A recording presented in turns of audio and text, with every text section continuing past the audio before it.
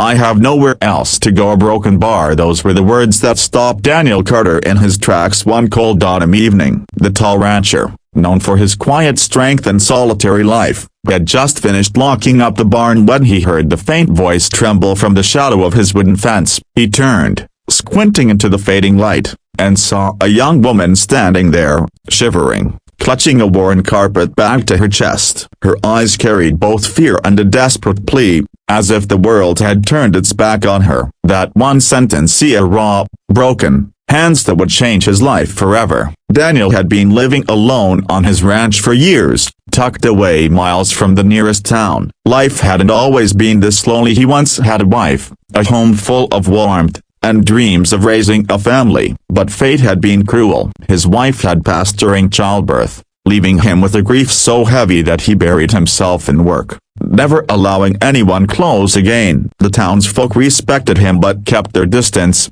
calling him the lonely rancher who lived with only cattle and the sound of the wind for company. And for the most part, Daniel was fine with that until the night this stranger appeared on his land. Her name was Clara. She told him, in halting breaths, that she had come west as a mail-order bride. She was supposed to marry a man she had never met, a man who had promised her safety and a new life. But when she arrived, she discovered that he was cruel, heavy-handed, and saw her not as a partner but as property. She had walked miles with blistered feet and nothing but hope to guide her. And now, she stood on Daniel's ranch, whispering words that echoed through his guarded heart, I have nowhere else to go. For a moment, Daniel's instincts warred with him. He didn't want to open his door, his heart, his life. Yet, there was something in Clara's eyes that reminded him of his late wife. The same quiet strength, the same refusal to surrender even when broken. Against every wall he had built around himself,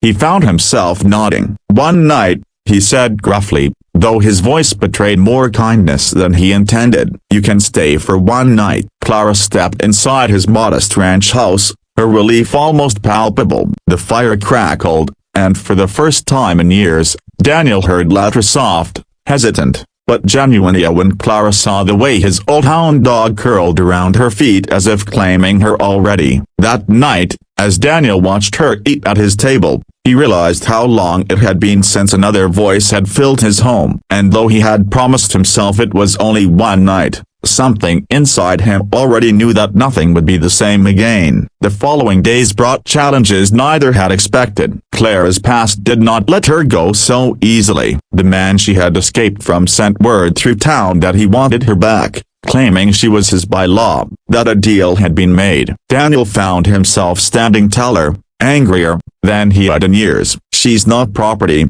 he growled to the sheriff when the matter was brought up. But the law in those times wasn't always fair, and Clara's safety was far from certain. In the midst of the storm, something tender began to grow. Clara helped Daniel with small things around the ranch, mending torn shirts, cooking meals, tending to the garden that had long been neglected. Daniel, in turn, taught her how to ride, how to guide cattle, how to mend a fence. Their silences weren't heavy anymore, they were comfortable, filled with unspoken understanding. And at night, when Clara sat by the fire and hummed a tune from her childhood, Daniel felt a healing he hadn't believed was possible. But the turning point came one afternoon when Clara broke down, her tears spilling after a heated confrontation with the man who had come to drag her back. I'm not strong enough, she cried, her hands trembling. I'll only bring trouble to you. Daniel knelt before her, his weathered hand gently lifting her chin. His voice was steady, deep, certain. Clara,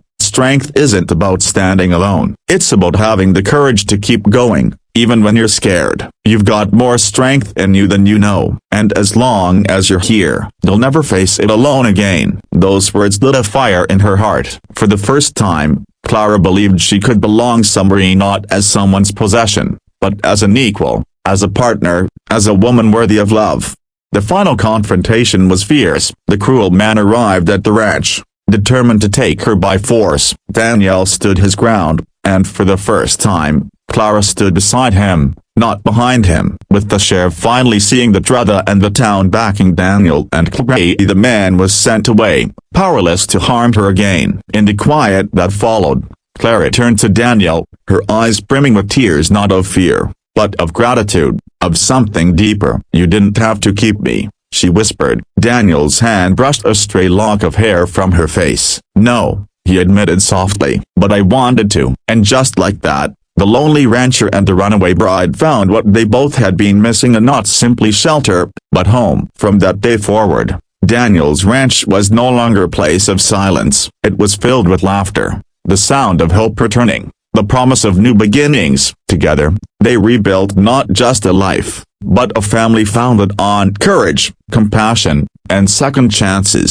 And for anyone listening to their story, it carried one timeless message: sometimes, when you believe you have nowhere else to go, you find exactly where you were meant to be.